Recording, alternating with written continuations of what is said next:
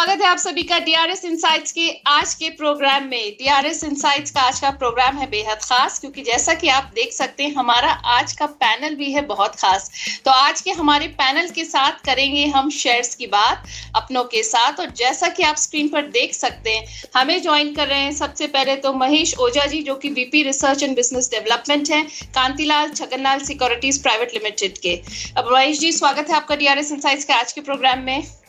Good evening madam. हमें join कर रहे हैं आज जयंत मल्होत्रा जी। जयंत मल्होत्रा जी बहुत ही सीनियर इकोनॉमिस्ट हैं। जयंत जी, स्वागत है आपका डीआरएस इनसाइट्स के आज के प्रोग्राम में। Thank you.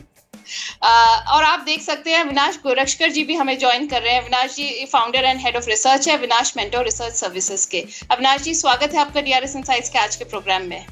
Good evening. तो अगर मार्केट की बात करें तो मार्केट में आज खरीदारी का दौर दिखा। क्रूड ऑयल के जो प्राइसेस है उसमें स्टेबिलिटी एक बहुत बड़ी वजह देखने को मिली। आरबीआई के जो पॉलिसी डिसीजंस हैं वो भी एक फैक्टर रहे। रुपये की जो स्ट्रेंथनिंग हमने देखी वो भी एक फैक्टर रहा जो मार्केट में खरीदारी देखने को मिली। निफ्टी 300 पॉइंट से ज्यादा बढ़कर बंद हुआ, सेंसेक्स 1000 पॉइंट से ज्यादा बढ़कर बंद हुआ। और ऐसे में जो आज का हमारा मुद्दा रहेगा वो ये रहेगा कि ये जो खरीदारी हमें आगे भी देखने को मिलेगी, जो हम तेजी देख रहे हैं मार्केट में, ये आगे भी बरकरार रहेगी, या फिर अभी कुछ ऐसे फैक्टर्स हैं जो इस तेजी में थोड़ी सी बाधा ला सकते हैं या फिर तेजी को और बढ़ा सकते हैं। तो सबसे पहले Avinash ji, I would like to know कि आगे आप कैसे देखते हैं मार्केट में तेजी बरकरार रहने वाली है या नहीं? नेहा जी, मुझे लगता है कि तेजी रहेगी, लेकिन बहुत इम्पोर्टेंट जो फैक्टर था आज बाजार को इम्प्रूव होने के लिए वो ये था कि फाइनली यूएस ईरान का जो मसला है वो फाइनली सॉल्व होने वाला है, ऐसा लग रहा है। देखिए, अभी जो शाम को मेरे को रिपोर्ट्स मिले थे, दो अलग अलग रिपोर्ट्स मिले थे। एक तो ईरान ने कहा था कि न्यूक्लियर को लेके उनकी अभी भी मंजूरी नहीं है। दूसरा रिपोर्ट आया है कि वो वॉर नहीं चाहते और बाकी सारे कंडीशंस पे उनकी मंजूरी हो चुकी है, और वो बेसिकली वॉर करना नहीं चाहते। अभी यूएस को भी करना नहीं है, ईरान को भी करना नहीं। तो मेरे ख्याल से देखिए, हो सकता है कि और एक 8-10 दिन ये मामला थोड़ा सा डिले हो। बट एक बात अच्छी है कि आज एफआईआई ने थोड़ी बहुत खरीदारी की है। 820 करोड़ का थोड़ा सा बाइंग हो गया है, रुपया थोड़ा स्ट्रेंथन हो गया, आपने जैसे कहा। और मुझे लग रहा है कि मार्केट में लोगों को थोड़ा यकीन हो रहा है कि कम से कम ये वॉर का जो मसला है वो तो अभी खत्म हो जाएगा। अभी नए चैलेंजेस आए हैं, जैसे आपने सुना होगा कि पेट्रोल और डीजल की कीमतें बढ़ी है, महंगाई बढ़ी है। तो मेरे ख्याल से देखिए, आने वाले दिनों में जैसे ही वॉर खत्म हो जाएगी, जो बहुत लग रहा है पॉसिबिलिटी, उसके बाद हम ग्राउंड रियलिटी पे आएंगे कि मार्जिन प्रेशर कितना होगा, महंगाई कैसे इफेक्ट होने वाली है। बट ओवरऑल मार्केट का मूड अभी अच्छा है, मुझे नहीं लगता है कोई पैनिक सेल ऑफ है। और इस तरह से मार्केट में डेफिनेटली आपको स्टॉक स्पेसिफिक ही काम करना पड़ेगा। बट डेफिनेटली ये वॉर खत्म होती है तो बहुत समय के बाद ये जो ओवरहैंग था मार्केट में वो खत्म हो जाएगा। ऑलराइट, मार्केट का सेंटिमेंट अविनाश आप कहने पॉजिटिव है, वॉर खत्म होने के संकेत के साथ, और आपको लग रहा है पॉजिटिविटी बरकरार रहने वाली है। महेश जी, ये बताइए सर, आपकी क्या राय है और आने वाले टाइम में आप मार्केट के कौन से लेवल्स देख रहे हैं? ये अब मार्केट की बात करें तो आज थोड़ा सा इन्वेस्टर ट्रेडर को थोड़ा सा रिलीफ मिला था। तो मेरे हिसाब से थोड़ा और कंसोलिडेशन हो सकता है, जैसा कि अविनाश जी ने बोला। 8-10 दिन और वेट करेंगे, उसके बाद में अगर स्टेबलाइजेशन होता है, वार डिस्प्ले पूरी तरीके से होता है, तो फिर ग्राउंड रियलिटी अपने जो लोकल डोमेस्टिक जो फैक्टर है उसके ऊपर वॉच आउट करेंगे, और उसके बाद ही कुछ ना कुछ जो जहाँ पे वैल्यू बाइंग है इमर्ज होगी। तो मेरे हिसाब से अच्छा सेंटीमेंट बन सकता है। आज की बाइंग एक अच्छा लेवल सजेस्ट करेंगे। हो सकता है कि आने वाले दिनों में 24,500 24,800 भी अपने को देखने को मिले। कॉशियसली अपन वार की न्यूज को जो है वो देखना पड़ेगा। और मेरे हिसाब से अब जिस हिसाब से मार्केट की बाइंग है, तो मार्केट को थोड़ा कॉन्फिडेंस आता हुआ दिखाई दे रहा है। तो ये थोड़ा सा अपने को एक, अगर वार पूरी तरीके से खत्म होता है तो यहाँ पे एक बाइंग अपॉर्चुनिटी के जैसा एक इवेंट अपने को देखने को जरूर मिलेगा। बिल्कुल, आप कह रहे हैं कि इवेंट अभी देखने को जरूर मिलेगा। जैन जी, ये बताइए भाई, क्रूड ऑयल के दाम तो घट रहे हैं पर हमारे देश में पेट्रोल डीजल के दाम लगातार बढ़ रहे हैं, ऐसा क्यों? नेहा जी, कुछ नहीं बढ़े। मैं ईमानदारी से, मैं तो शुरू से लेकर अब तक एक ही चीज कंटिन्यूसली बोल रहा हूँ, कम से कम 24 रुपए तो एक्सपेक्ट करिए, बढ़ना चाहिए। अभी तो 7-7.5 रुपए बढ़े हैं। I am expecting around 20-24 rupees.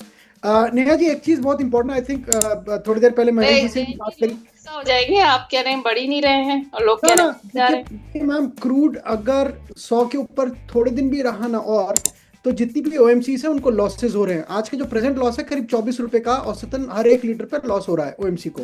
ऐसा नहीं है कितनी एक लिमिट तक सरकार उसको बर्दाश्त करेगी, अल्टीमेटली उसको कंज्यूमर को ट्रांसफर करना पड़ेगा।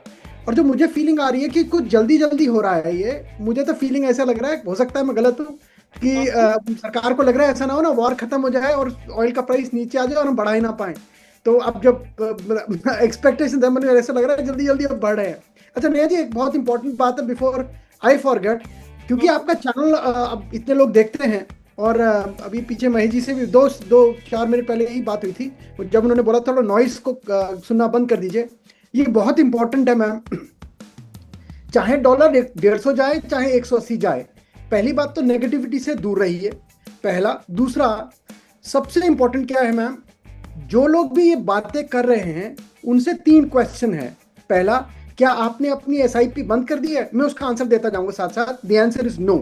क्या आपने इन्वेस्टमेंट जीरो कर दी है? The answer is no. क्या आप आज भी वैल्यू बाइंग कर रहे हैं? The answer is yes.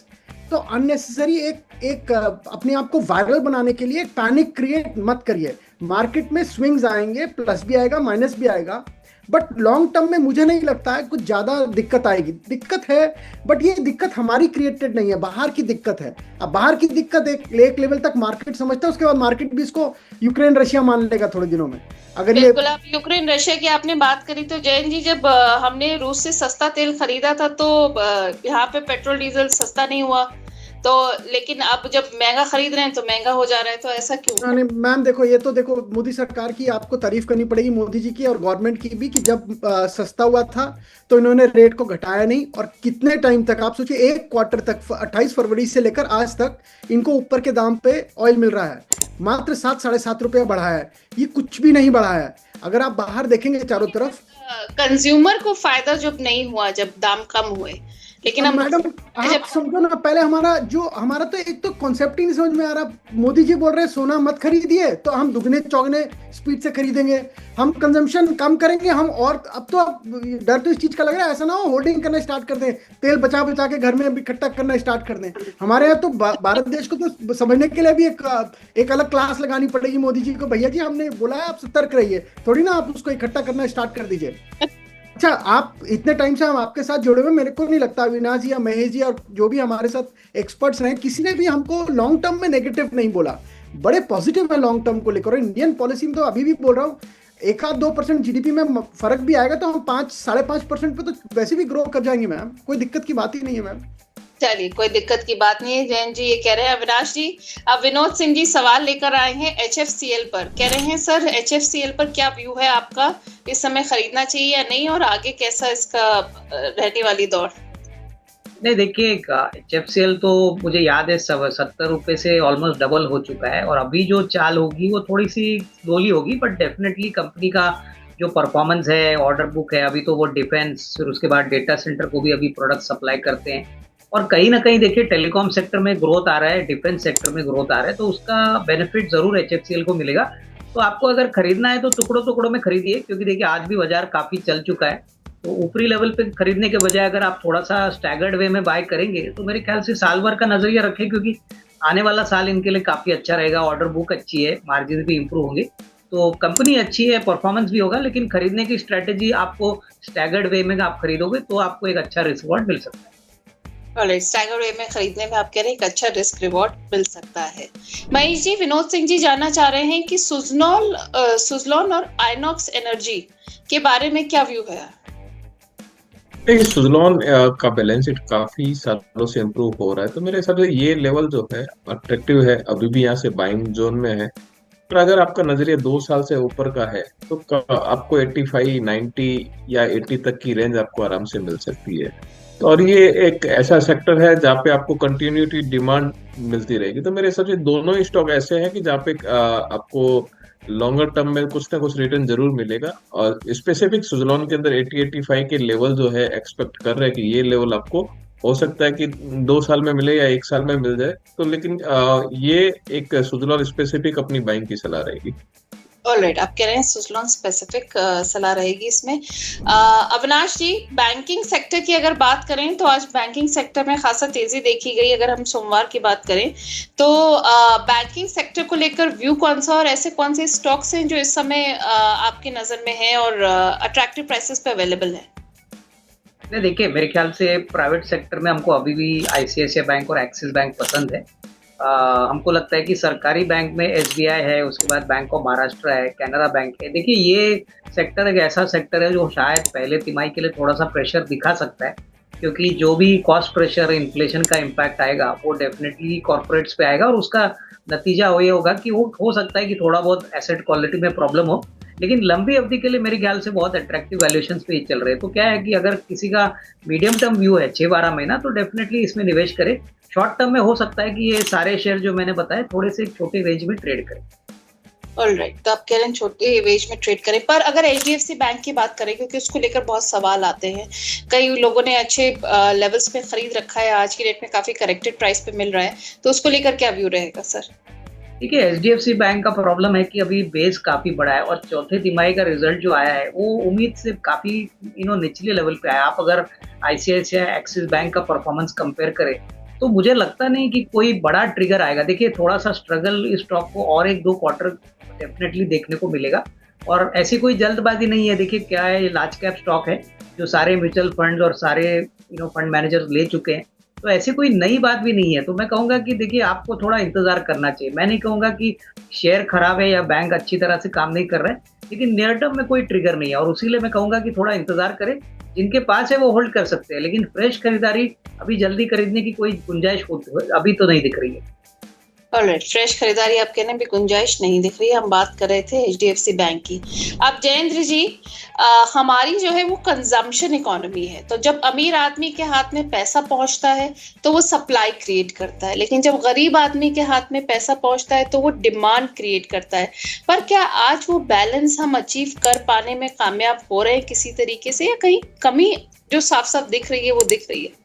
बिल्कुल लिख रही है, और आने वाले 2 क्वार्टर में Q1 और Q2 में ये रिफ्लेक्शन आएगा। कंजम्पशन में थोड़ा सा असर तो पड़ना चाहिए, क्योंकि कहीं ना कहीं जो तेल के भाव बढ़े हैं, प्राइसेस नेगेटिव साइड में या पॉजिटिव बियरर हुए हैं, तो जैसे जैसे आपकी ये प्राइसेस में थोड़ा सा डिलाव आएगा या थोड़ा प्राइसेस नीचे जाएंगे, तब कंजम्पशन की स्टोरी बनेगी। फिलहाल मुझे लगता है Q1 और Q2 पे ये कंजम्पशन स्टोरीज पे इम्पैक्ट आएगा। बट मुझे पता नहीं, हो सकता है मैं फिर आपको बोलूँगा मैं गलत हूँ या मेरी बात थोड़ा मिस वो हो रहा है।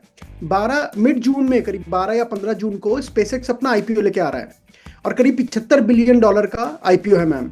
मुझे लगता है कि, क्योंकि अब मुझे नहीं पता एक्चुअली ट्रम्प साहब का, प्रेसिडेंट ट्रम्प का ये भी नहीं पता ना दोस्त कौन है और दुश्मन कौन है।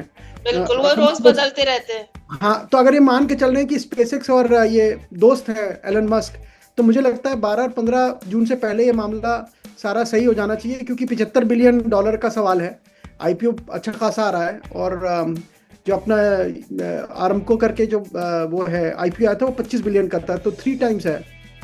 उस लिहाज से तो मुझे फीलिंग आ रही है जून मिड से पहले मामला सेट हो जाना चाहिए, अगर मान लो आईपीओ आ रहा है। बट आपका कहना बिल्कुल ठीक है कि कंजम्पशन पे इम्पैक्ट आएगा मैम, बिल्कुल आएगा, और Q1 Q2 पे आपको दिखेंगे। आई थिंक ब्रिटानिया ने जब रिजल्ट्स डिक्लेयर करे थे, तब उन्होंने एक हल्का सा इशारा भी दिया था कि आने वाले 2 क्वार्टर शायद उनको प्राइसेस बढ़ाने पड़ेंगे शायद। अब महेश जी, प्रियंका गुप्ता जी पूछना चाह रही हैं, त्रिवेणी टरबाइन का टारगेट क्या होना चाहिए सर? देखिए ये एक स्टॉक ऐसा है जो कंटिन्यूसली आपको एक साइकिल के अंदर अच्छे रिटर्न बना के दे रहा है, तो यहाँ से भी एक 15 से 20% अपसाइड एक साल के अंदर आप मान के चल सकते हैं कि यहाँ से भी आपको एक अच्छा रिटर्न दे सकता है। स्लो एंड स्टडी है, यहाँ से कोई भी डिप मिलता है थोड़ा बहुत अगर किसी कारणवश, तो वहाँ पे ऐड करने की सलाह रहेगी, लेकिन नजरिया कम से कम 12 से 18 महीना रखे, 15 से 20% अपसाइड आपको मिनिमम देखने को मिल सकती है। ऑलराइट, तो आप कह रहे हैं अपसाइड देखने को मिल सकती है। अविनाश जी, यहाँ पर तपोश मुखर्जी पूछना चाह रहे हैं कि सर टीवीएस मोटर्स खरीदा जा सकता है करंट मार्केट प्राइस पर अभी? देखिए अगर आपका नजरिया 15% है साल का, तो डेफिनेटली खरीदिए, क्योंकि ये सारे कंपाउंडर स्टॉक्स है। कंपाउंडर स्टॉक्स का मतलब है कि सारे स्टॉक्स के ऊपर सारी जानकारी इन्वेस्टर्स के पास में है, और ऐसा कोई नया ट्रिगर नहीं है। क्योंकि देखिए ये स्टॉक मुझे याद है एक 7-8 साल पहले 75-80 रुपया हुआ करता था, अभी तो 4 फिगर वाला स्टॉक हो चुका है।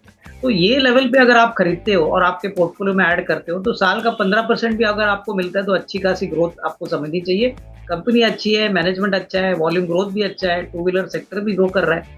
तो निवेश के पॉइंट ऑफ व्यू से 12-15 महीने का टाइम फ्रेम लेके यहाँ पे आप इन्वेस्ट कर सकते हैं। ऑलराइट, आप कह रहे हैं 12-15 महीने का टाइम फ्रेम लेकर टीवीएस मोटर्स पर इन्वेस्ट किया जा सकता है।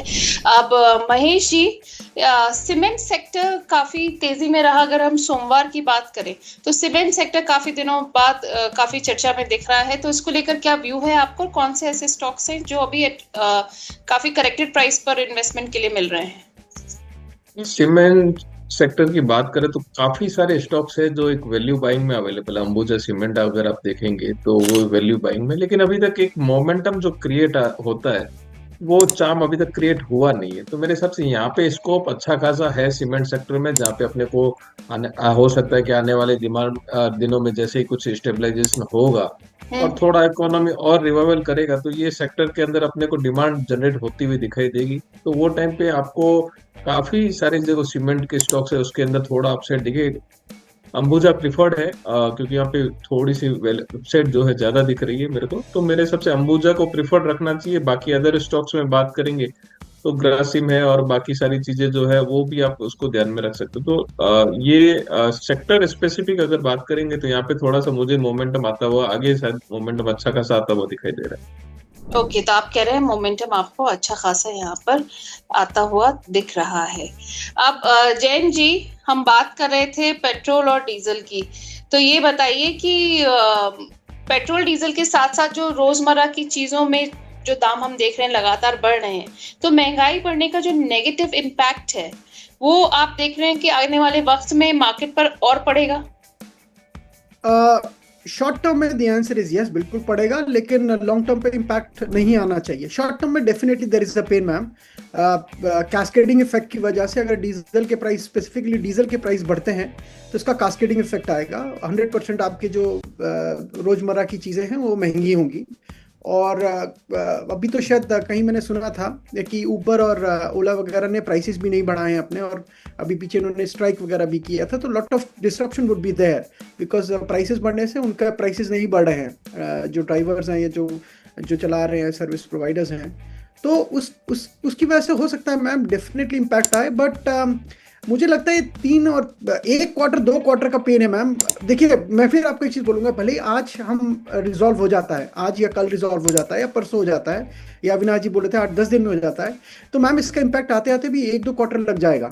तो मैं कहीं पॉजिटिव नहीं हूँ इसको लेकर कि आज अगर खत्म होगा कल से हम चालू हो जाएंगे, हमारा बड़ा पॉजिटिविटी आ जाएगा, क्योंकि 28 फरवरी के बाद से लेकर हमने जो इंपोर्ट किया है ऑयल वो भारी ऊपर के प्राइसेस से किया है। तो उसमें टाइम तो पक्का लगेगा, समय लगेगा नीचे आने के लिए, लेकिन फिलहाल है मैम Q1 Q2 में पेन रहेगा, फॉर श्योर रहेगा।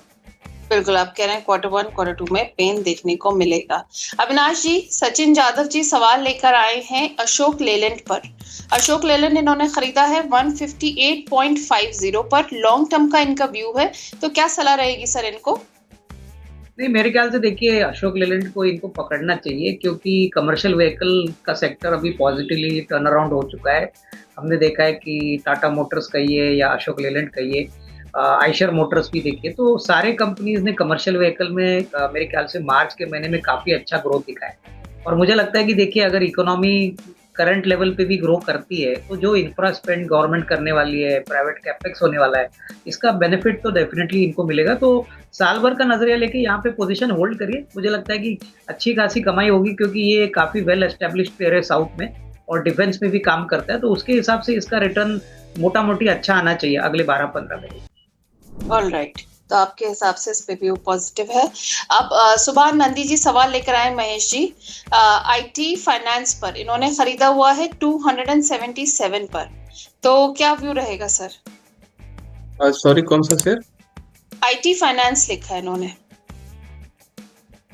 ये स्टॉक्स कुछ ध्यान में नहीं आ रहा है आईटी चलिए, फाइनेंस। स्टॉक इनका मॉयल इन्होंने खरीदा हुआ है 304 पर, तो उस पर क्या व्यू रहेगा सर? नहीं, मॉइल आप होल्ड कर सकते हैं 370 से 380, ये रेंज आपको एक साल भर के अंदर दिखाई दे सकती है। फंडामेंटल्स बढ़िया है, डिविडेंड भी अच्छा अट्रैक्टिव रहता है, तो मेरे हिसाब से मोइल को होल्ड करना चाहिए, और एक अगर साल भर का व्यू है तो थोड़ा अपसाइड आराम से इनको भी देखने को मिलेगा। ऑलराइट, तो ये हो गई आपको राय सुभान नंदी जी। अविनाश जी, आनंद भूषण जी सवाल लेकर आए डाबर इंडिया पर। डाबर इंडिया इन्होंने खरीदा है 415 पर, और जानना चाह रहे हैं कि इन्हें आगे क्या करना चाहिए। देखिए, मेरे ख्याल से डाबर का तो मेरे ख्याल से जो पहला तिमाही नंबर आएगा वो बहुत इंपॉर्टेंट रहेगा, क्योंकि एक तो एफएमसीजी मार्केट का पहला आपको सिग्नल मिलेगा, क्योंकि रूरल डिमांड कैसे बढ़ा है, बारिश का क्या इम्पैक्ट है। तो मैं कहूँगा कि अप्रैल टू जून का क्वार्टर मॉनिटर करने के बाद ही एक कम रिव्यू ले सकते हैं, बट अदरवाइज कंपनी एफएमसीजी में एक दिग्गज प्लेयर है और मोस्ट इम्पॉर्टेंटली आयुर्वेदा प्रोडक्ट्स में नंबर 1 है। तो कहीं ना कहीं मुझे लगता है नजरिया अगर आपका 10-12% कमाना है तो अगले 6-12 महीने में आप पकड़ लीजिए। अगेन वही चीज़ है कि ये कंपाउंडर स्टॉक है। एफएमसीजी कंपनी तो वैसे भी फेयर टू एक्सपेंसिव वैल्यूएशन पे ट्रेड हो रही है, तो कोई ज़्यादा एक्सपेक्ट मत करिए, बट एक डिफेंसिव बेट मान सकते हैं कि ऐसे बाजार में ये टूटेगा भी नहीं और बढ़ेगा तो करीबन 12-15%। ऑलराइट, आप कह रहे हैं बढ़ेगा तो 12-15% बढ़ सकता है। अब महेश जी, यहाँ पर संजीव राय जी सवाल लेकर आए हैं गेल पर और बीपीसीएल पर। गेल इन्होंने खरीदा है 148 पर और बीपीसीएल खरीदा है 314 पर। 6 महीने का इनका व्यू है, तो क्या सलाह रहेगी सर इनको।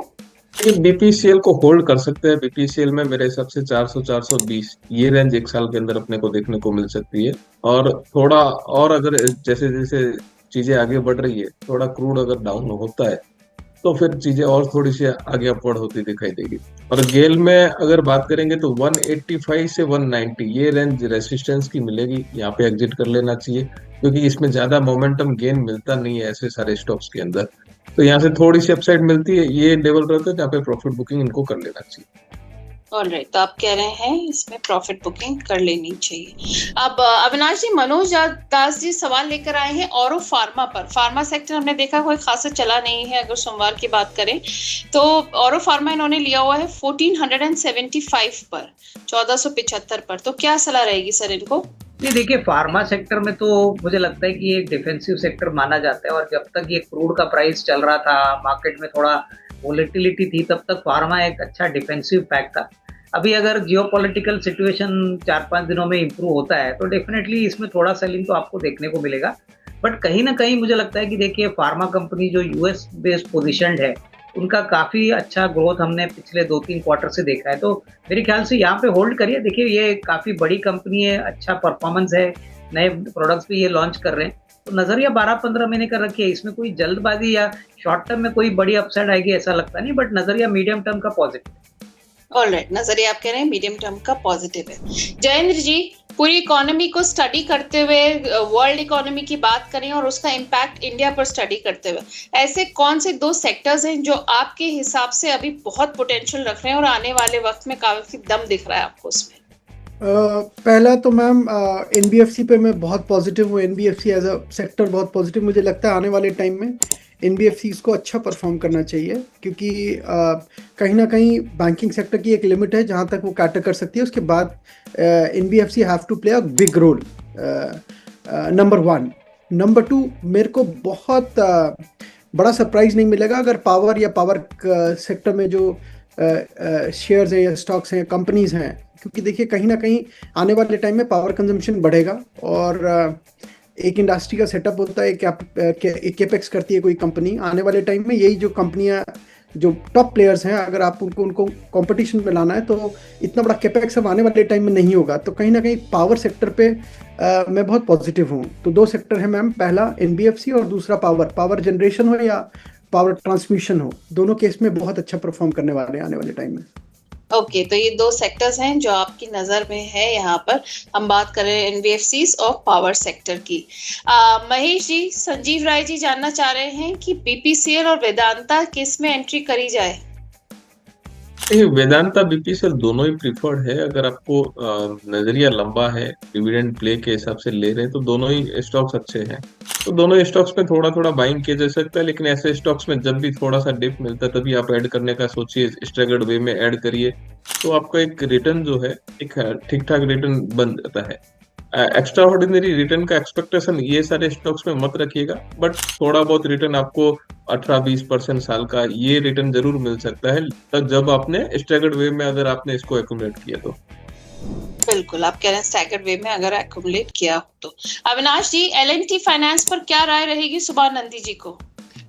नहीं, डेफिनेटली आउटलुक पॉजिटिव है। देखिए, ये भी एक एनबीएफसी है जो एल&टी का पेरेंटेज के अंडर आती है। ज़्यादातर ट्रैक्टर और टू व्हीलर फाइनेंस करती है, और एसेट क्वालिटी को अगर हम बात करें तो काफ़ी हद तक इम्प्रूव हो चुका है। तो यहाँ पे भी मैं ये कहूँगा कि नज़रिया 6 to 12 मंथ रखिए, क्योंकि एनबीएफसी सेक्टर में ग्रोथ अच्छा दिख रहा है। चौथी क्वार्टर के नंबर भी अच्छे थे, तो मेरे ख्याल से डेफिनेटली इसमें पोजीशन होल्ड करे। एक अच्छा रिस्क रिवॉर्ड आपको साल भर में मिल सकता है। बिल्कुल, आप कह रहे हैं एक अच्छा रिस्क रिवॉर्ड साल भर में मिल सकता है। हम बात कर रहे थे यहाँ पे L&T फाइनेंस की।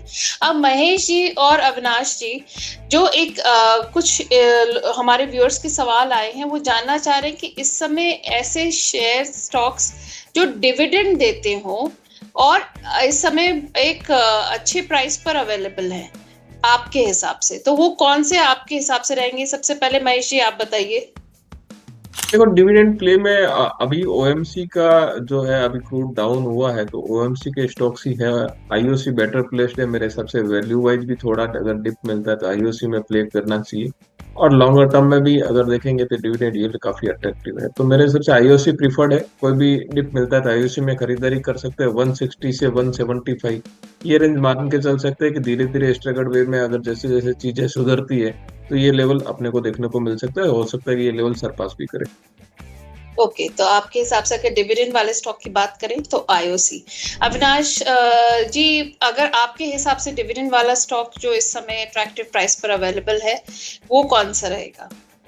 नहीं, मेरे ख्याल से देखिए, डिविडेंड अच्छी कंपनी देने के लिए तो आईटी की कंपनियां भी है। टीसीएस भी बहुत तगड़ा डिविडेंड देता है। उसके बाद मैं समझता हूँ कि कोल इंडिया या पब्लिक यूटिलिटीज जो है, वहाँ पे आपको अच्छे डिविडेंड्स मिलेंगे। प्लस मेटल कंपनीज, अगर हम वेदांता की बात करें तो वेदांता तो ऑलवेज अच्छे डिविडेंड्स देता है। तो मुझे लगता है कि कहीं ना कहीं देखिए, डिविडेंड स्ट्रिपिंग ही आपको करना है तो आप मेरे ख्याल से डिविडेंड निकाल के आप इन स्टॉक्स में निवेश कर सकते हो। लेकिन डिविडेंड के लिए ही खरीदना शायद ठीक नहीं रहेगा। आपको डिविडेंड के साथ ग्रोथ भी मिलना चाहिए, क्योंकि नॉर्मली लोग सिर्फ डिविडेंड के लिए खरीदते हैं, डिविडेंड खत्म होने के बाद शेयर वापस नीचे आ जाता है। तो दोनों का कॉम्बिनेशन अच्छा होना चाहिए, डिविडेंड और ग्रोथ। तो उस प्रकार से आप खरीदिए। बिल्कुल, आप कह रहे हैं कि उसी प्रकार से खरीदना चाहिए यहाँ पर। महेश, अगर डिफेंस सेक्टर की बात करें, डिफेंस सेक्टर में इस समय आपको क्या उम्मीद लग रही है और कौन से स्टॉक्स इस समय खरीदने के अच्छे प्राइस पर अवेलेबल हैं?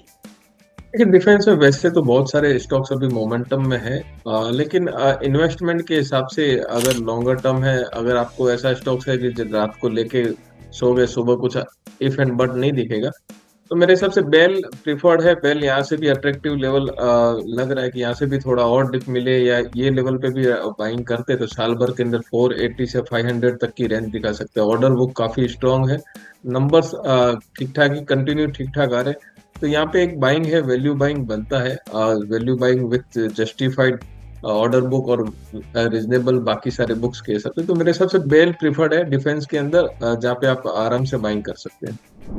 ऑलराइट, तो आपके हिसाब से बीईएल यहाँ पर प्रिफर्ड है, वहां पे बाइंग की जा सकती है। डिफेंस की बात करें तो अविनाश जी, डिफेंस सेक्टर को लेकर आपकी क्या राय रहेगी?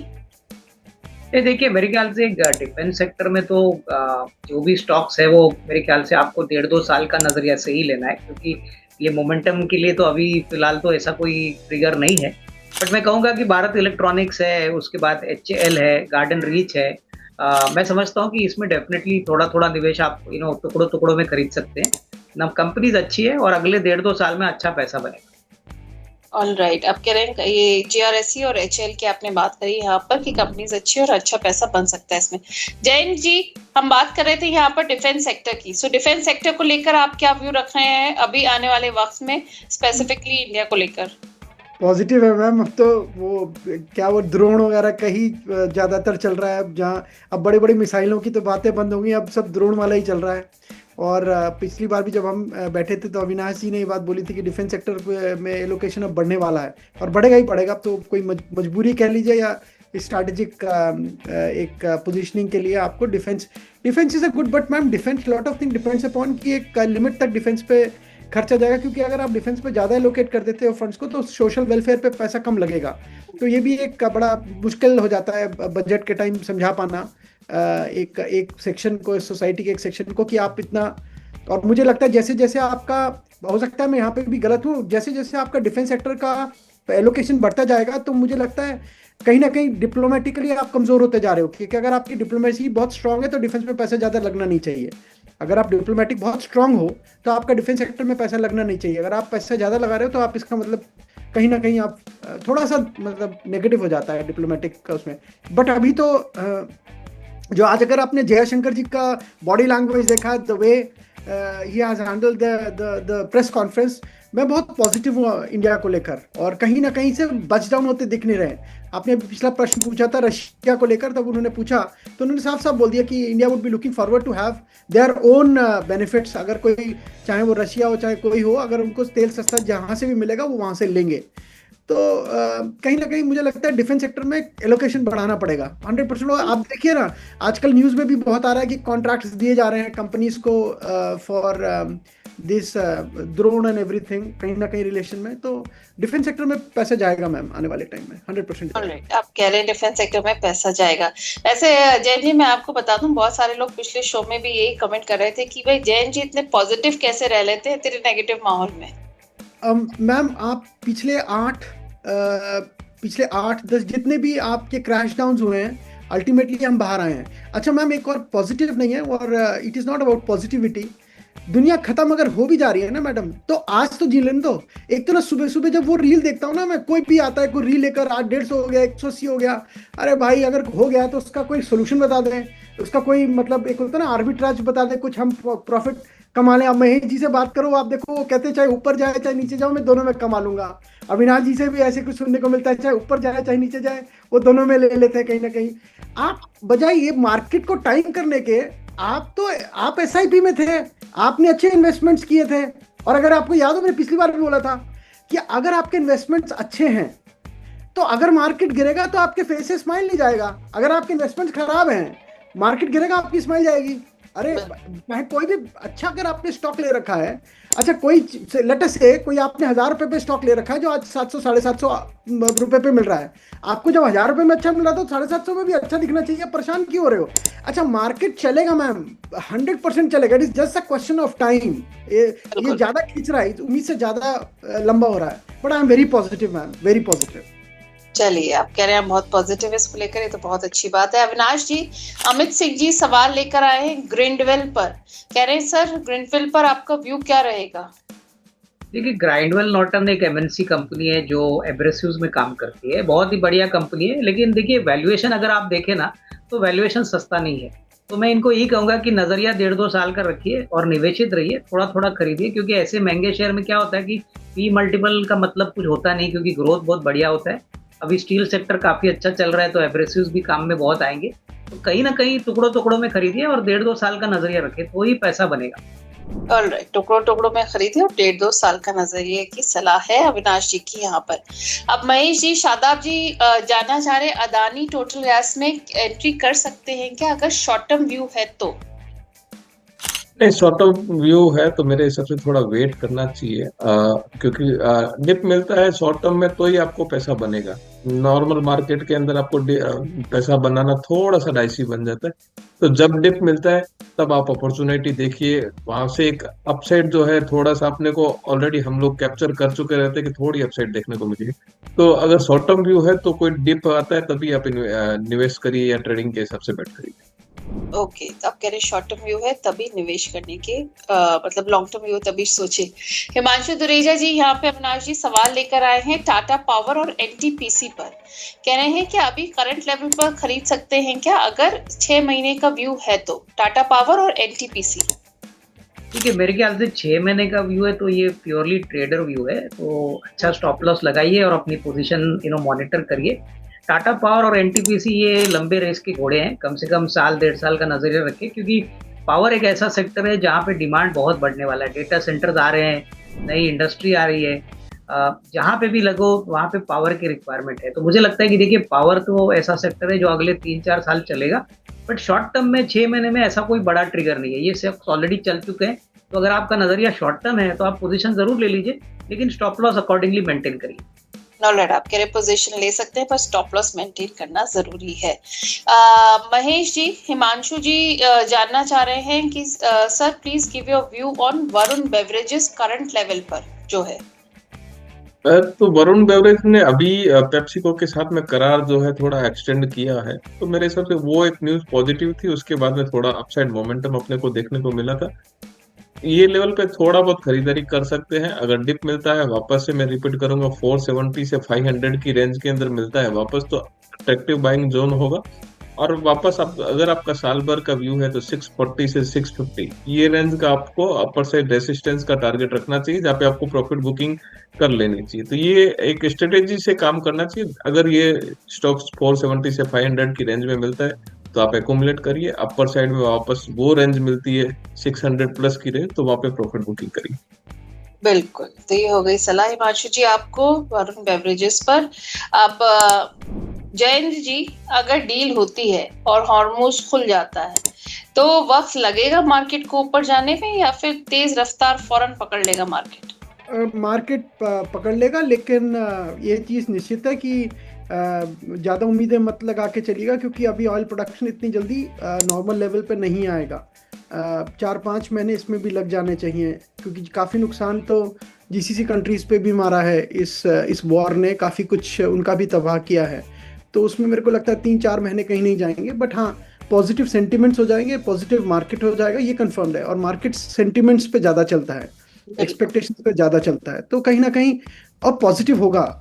It's just a question of time. Hormuz खुलना, पता नहीं, मुझे तो एक समझ ही नहीं आना ट्रम्प ने करा क्यों, और पहले बंद करवाना चाह रहा था, फिर अब खुलवाना चाह रहा है, और पता नहीं, इट्स वेरी कंफ्यूजिंग मैम। और कंफ्यूजिंग होना हम इन्वेस्टर्स के लिए एक बड़ा क्वेश्चन मार्क लगा के छोड़ गया है। बिल्कुल, आप का कंफ्यूजन तो ट्रम्प का मेरे ख्याल से सेकंड नेम हो चुका है आज की डेट में। वो करते होते नहीं है पर करते जरूर हैं सबको। अब यहाँ पर मैं विनोद सिंह जी, आप बार बार मैसेज कर रहे हैं कि HFCL पर सवाल नहीं लिया। मैंने पहला सवाल ही HFCL पर लिया था, और आप अगर शो रिवाइंड करके देखेंगे तो आपको वहां पर आपका जवाब मिल जाएगा। So please check that. आप, ये वक्त आ चुका है उस चीज का जिसका आप लोग करते हैं इंतजार पूरे शो में, हमारे एक्सपर्ट्स के टॉप पिक्स।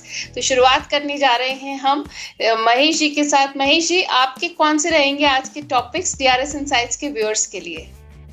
तो देखिए, तो पहले कुछ टॉपिक्स दिए थे, उसका रिव्यू दे देता हूँ। गुफिक बायो अपने डाउन साइड में दिया था, आज वैसे भी 10% ऊपर था।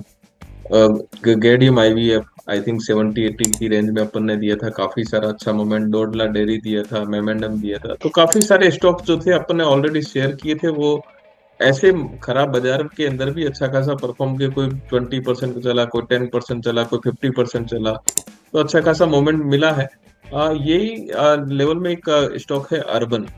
तो अर्बन कंपनी का जो स्टॉक है, अभी रिसेंटली काफी सारे म्यूचुअल फंड ने भी इसको बाई किया है। थोड़ा रिजल्ट म्यूटेड आया था, उसके बाद में वापस से प्रॉफिट बुकिंग आई।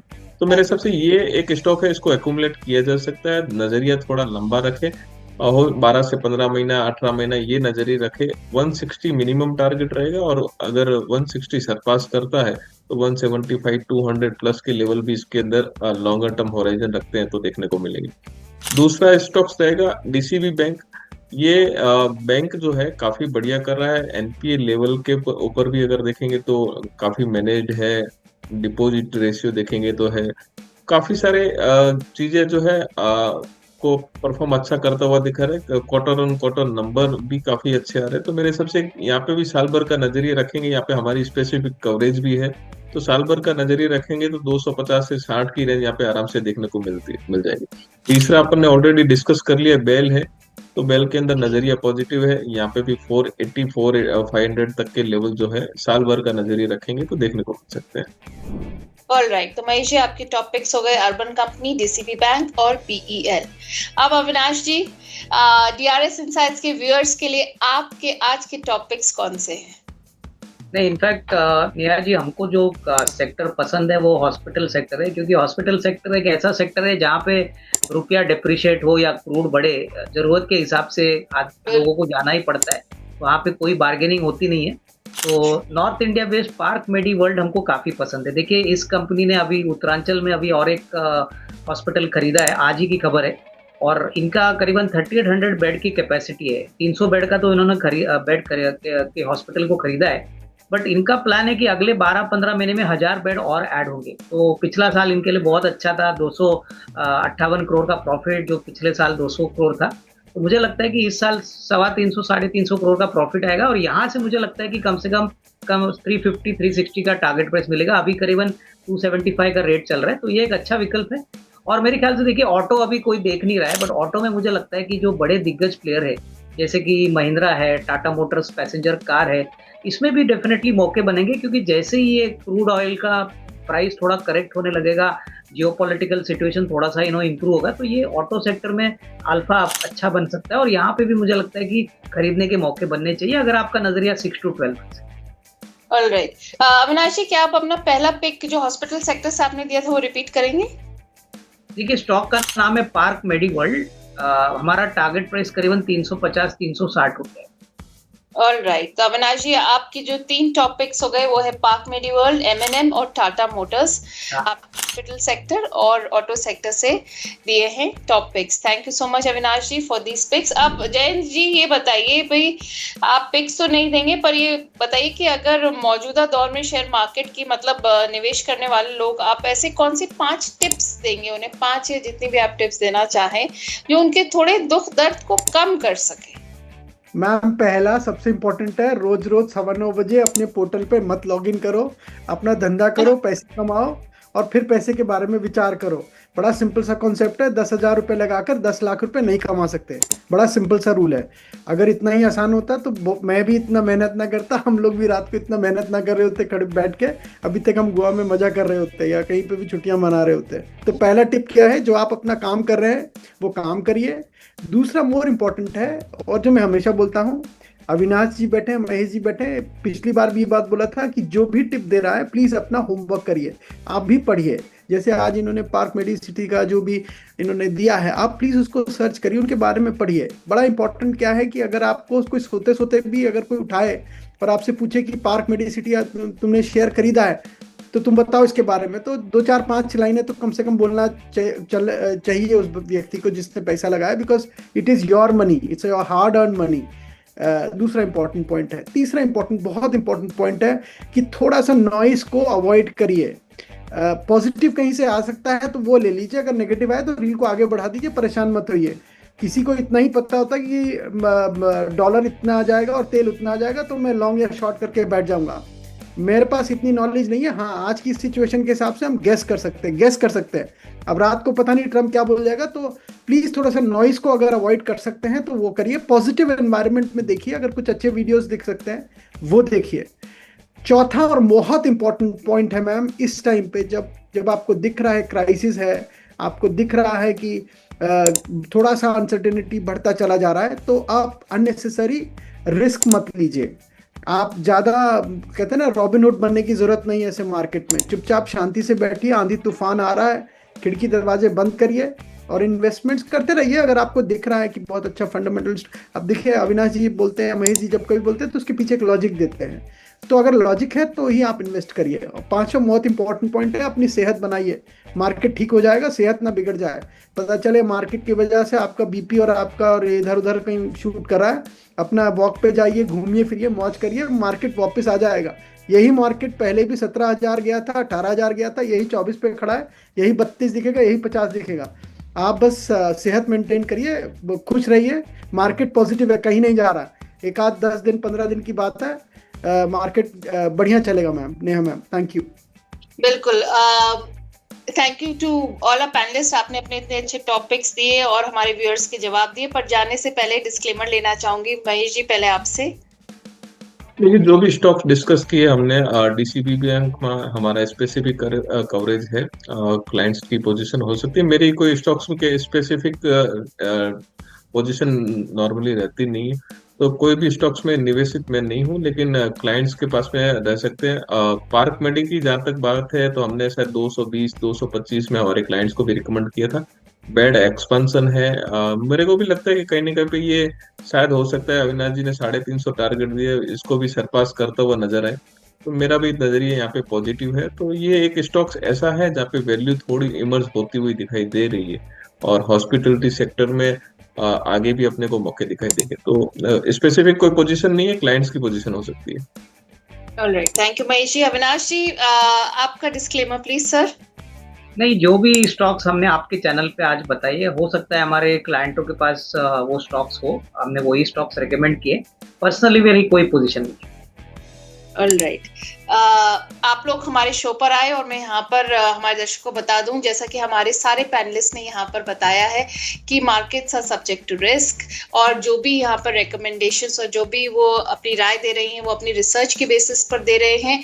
और हम भी आपसे यही कहेंगे कि हमारी कोशिश रहती है कि हम बढ़िया से बढ़िया मार्केट एक्सपर्ट जो अपनी रिसर्च फील्ड में खुद महारथी हैं, एक बड़ा नाम है, वो आकर आपको एडवाइस दे, पर फिर भी आपको खुद अपनी रिसर्च करनी चाहिए।